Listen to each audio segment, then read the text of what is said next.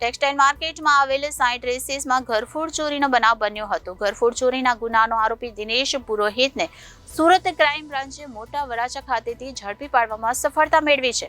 Crime બ્રાન્ચે આરોપી પાસેથી કુલ ₹55,000નો મુદ્દામાલ કબજે કરી આગળની વધુ કાર્યવાહી હાથ ધરી છે. સુરત ટેક્સટાઇલ માર્કેટમાં થયેલ ઘરફોડ ચોરીનો ભેદ ઉકેલવામાં પોલીસને સફળતા મળી છે. ટેક્સટાઇલ માર્કેટમાં આવેલ સાઇટ રેસીસમાં ઘરફોડ ચોરીનો બનાવ બન્યો હતો.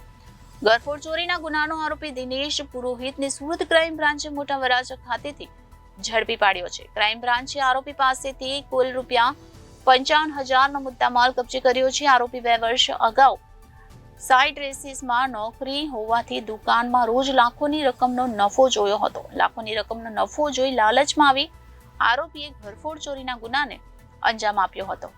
હાલ તો આરોપીને પકડી આગળની વધુ કાર્યવાહી હાથ ધરી છે. Reporter Hitesh Prajapati, Janadesh news, Surat.